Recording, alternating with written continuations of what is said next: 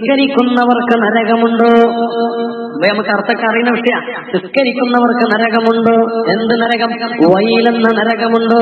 എങ്ങനെ നിസ്കരിക്കുന്നവർ?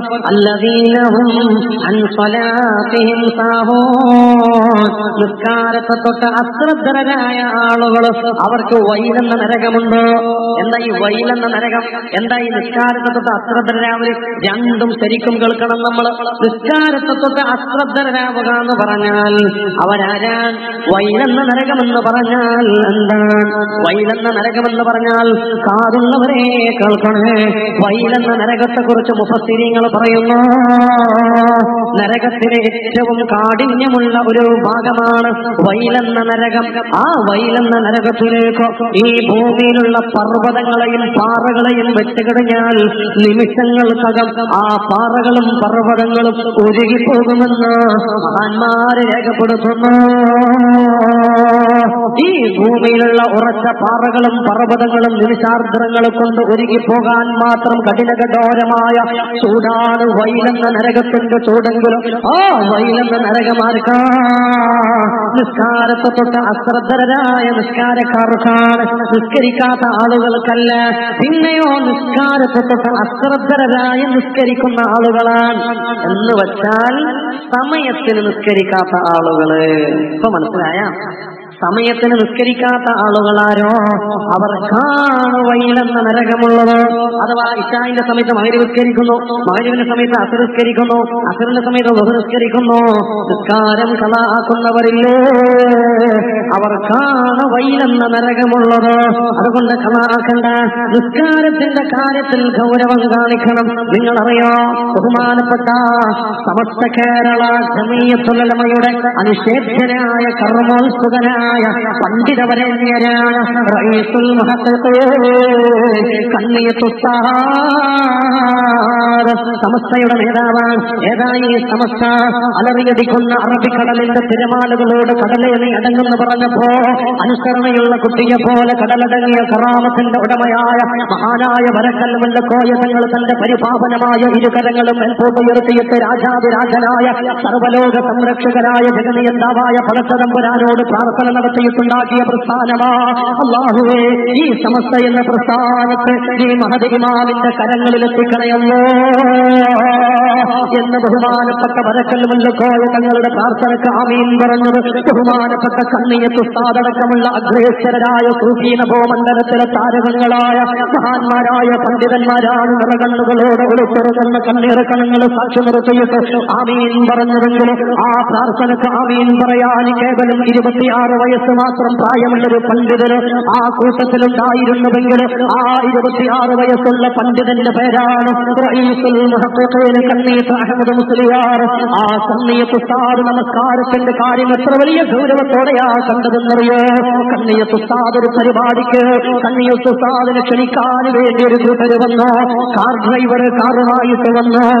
അസ്ർ നമസ്കാരത്തിന് ശേഷമാ, അസ്റിന് ശേഷം ബഹുമാനപ്പെട്ട കണ്ണിയത്ത് ഉസ്താദ് ആ കാറിലേക്ക് കയറുകയും അങ്ങനെ കാറ് നേരെ ആ പരിപാടിയുടെ സ്ഥലത്തേക്ക് കയറിപ്പായുന്ന വേഗതയിൽ പോയിക്കൊണ്ടിരിക്കുകയാണ്. അതിനിടയിൽ കണ്ണിയത്ത് ഉസ്താദ് പിൻസീറ്റിലിരിക്കുന്ന കണ്ണിയത്ത് ഉസ്താദ് ഡ്രൈവറോട് ചോദിക്കുകയാണ്, ഡ്രൈവറെ, നിങ്ങൾ അസ്ർ നിസ്കരിച്ചോ എന്ന്?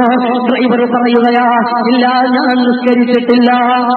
കണ്ണിയത്ത് ഉസ്താദ് പറഞ്ഞു, എങ്കിൽ നീ വണ്ടി നിർത്തി പോയി നിസ്കരിച്ചിട്ട് വാ എന്ന് ഡ്രൈവർ പറയുന്നു. ഉസ്താദേ, സ്ഥലം ഇപ്പോൾ എത്താനായല്ലോ, നിസ്കാരം മഗ്‌രിബ് ബാങ്ക് കൊടുക്കുന്നതിന് മുമ്പേ നമ്മൾ അവിടെ എത്തും. ഞാൻ അവിടെ എത്തിയിട്ട് നിസ്കരിച്ചാൽ പോരെ? അവിടെ ഇപ്പോഴെത്തുമല്ലോ, നിസ്കരിക്കാൻ ഒരുപാട് സമയമുണ്ടല്ലോ.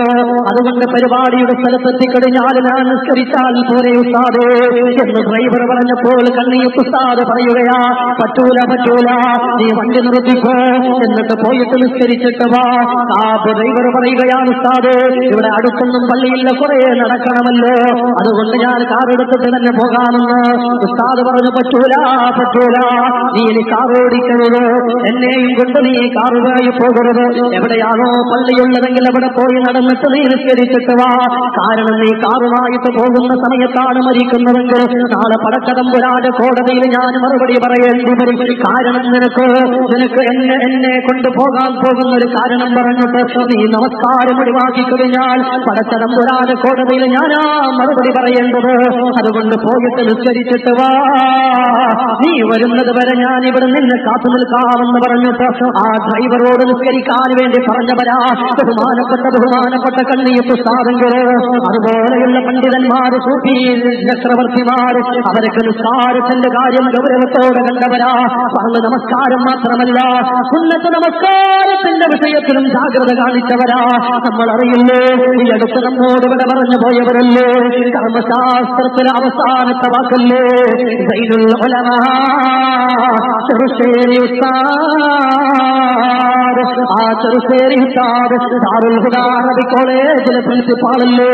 ആ ദാറുൽ ഹുദാ അറബി കോളേജിൽ അന്ന് പഠിച്ചുകൊണ്ടിരുന്ന ആബിദ് ഹുദവി എന്ന് പറയുന്ന ഒരു ഉസ്താദ്, അന്ന് അവിടെ പഠിച്ചുകൊണ്ടിരിക്കുന്ന സമയം ബഹുമാനപ്പെട്ടവര് അന്ന് മൂത്രരാത്രി സമയത്ത് മൂത്രമൊഴിക്കാൻ വേണ്ടി എഴുന്നേൽക്കുകയും എന്നിട്ട് തന്റെ റൂമിലേക്ക് കിടന്നുറങ്ങാൻ വേണ്ടി പോകുമ്പോ ബഹുമാനപ്പെട്ട ചെറുശ്ശേരി ഉസ്താദിന്റെ റൂമിന്റെ വാതിലിലേക്കൊന്ന് നോക്കുകയാ. ആ സമയത്ത് വാതിൽ അല്പം തുറന്നിരിക്കുന്നുണ്ട്. ഈ അവിടെ പഠിക്കുന്ന ആ വിദ്യാർത്ഥി നേരെ ചെറുശ്ശേരി ഉസ്താദിന്റെ ആ പാതി തുറന്ന വാതിലിന്റെ അരികിലേക്ക് വരികയാ.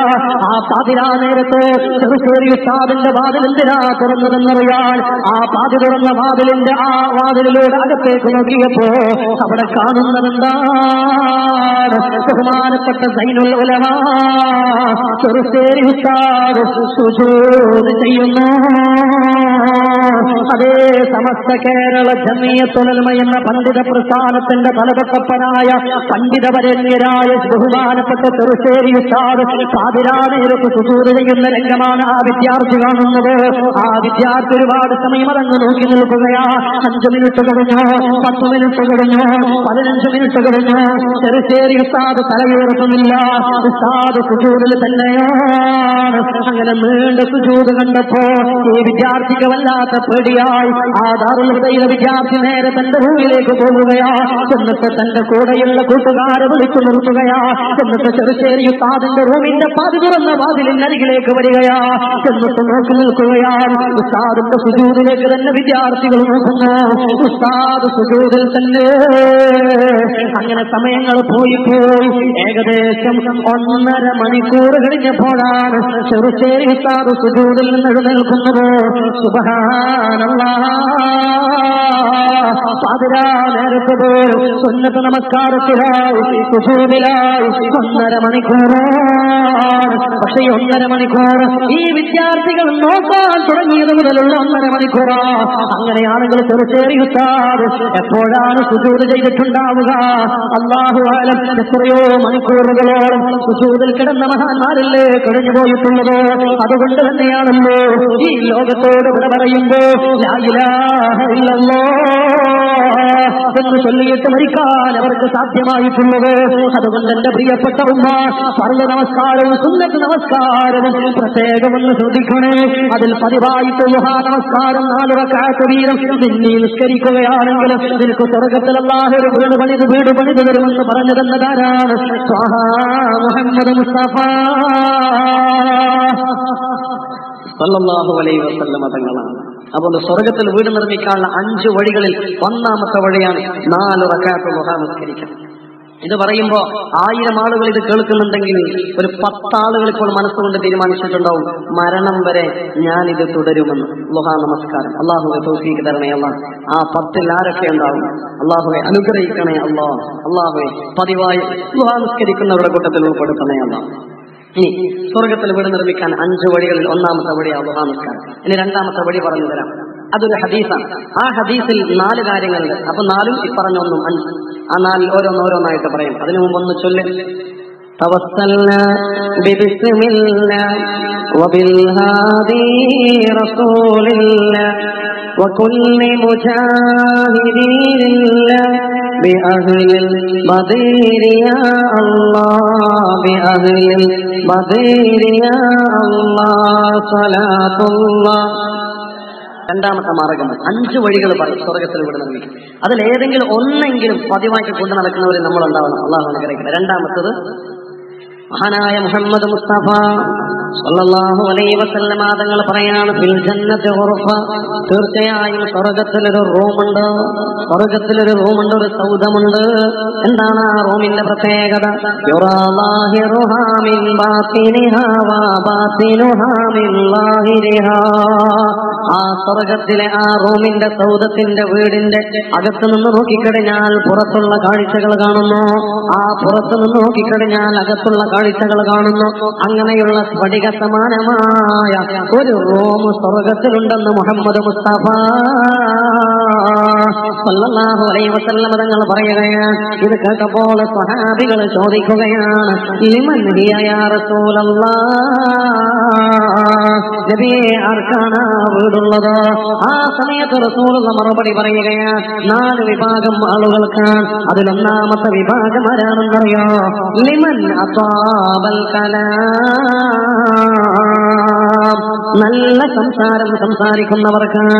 ചീത്ത പറയാത്തവർ, അസഭ്യം പറയാത്തവർ, പുലഭ്യം പറയാത്തവർ, അങ്ങനെ അന്യരെ വേദനിപ്പിക്കുന്ന വാക്കുകൾ പറയാത്തവർ, ഫിത്നയും ഗീബത്തും നമീമത്തും പറയാത്തവർ, ശാപവാക്കുകൾ ഉരുവിടാത്തവർ, എല്ലാവരോടും സൗമ്യമായ വർത്തമാനം പറയുന്നവർ, സരളമായ സുതാര്യമായ സ്നേഹമസൃണമായ വാക്കുകൾ മാത്രം പറയുന്നവർ.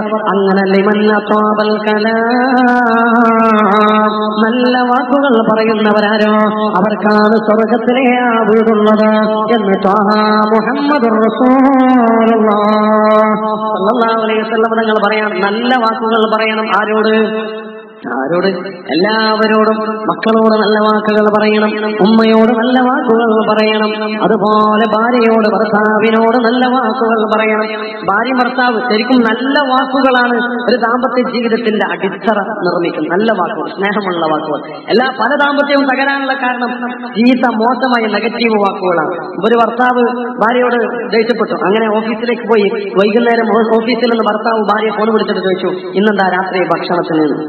അപ്പൊ ദേഷ്യം പിടിച്ചിരിക്കുന്ന ഭാര്യ ഫോണിൽ പറഞ്ഞു, ഞാൻ വിഷം കലക്കി വെച്ചിട്ടുണ്ട്. അന്നേരം തന്നെ ഭർത്താവ് പറഞ്ഞു, എന്നാ പിന്നെ നീ കഴിച്ച് കിടന്നോ, ഞാൻ കുറച്ച് കഴിഞ്ഞിട്ട് വരാം. മതി. ഇങ്ങനെ നെഗറ്റീവ് വാക്കുകൾ മതി ദാമ്പത്യ ബന്ധം തകരാൻ. അതുപോലെ കുറച്ച് ദേശത്ത് നിൽക്കുന്ന ഭാര്യയും ഭർത്താവും. ഭാര്യ നല്ലൊരു മാക്സ് ഇടുന്നത് കണ്ടപ്പോ ഭർത്താവ് ചോദിച്ചു, നീ എവിടെയാ പോകുന്നത്? ഭാര്യ ദേശത്തോടെ പറഞ്ഞു, ഞാൻ നരകത്തിലേക്കാ പോകുന്നത്. അന്നേരം ഭർത്താവ് പറഞ്ഞു, എന്നാ പിന്നെ എന്റെ ഉപ്പാനോട് ഉമ്മാനോടുള്ള സ്ഥലം പറഞ്ഞു. തീർന്നില്ലേ? ഇങ്ങനെ നെഗറ്റീവ് മാത്രമുള്ള അല്ലെങ്കിൽ ദ്വയാർത്ഥമുള്ള പദപ്രയോഗങ്ങൾ നടത്തിയിട്ട് ദാമ്പത്യ ബന്ധം തകരുന്നുണ്ട്. നല്ല വാക്കുകൾ പറയൂ, നന്നായി സംസാരിക്കോ, അവിടെയാണ് സ്നേഹമുള്ളത്, അവിടെയാണ് ദാമ്പത്യ ബന്ധം നിലനിൽക്കുന്നത്. അതുകൊണ്ടാണ് റസൂലുള്ളാഹി ഫാത്തിമ ബീവിയോട് പറഞ്ഞത്, ഫാത്തിമ, നിന്റെ ഭർത്താവിനോട് പിണങ്ങേണ്ടി വന്നാൽ പോലും അത്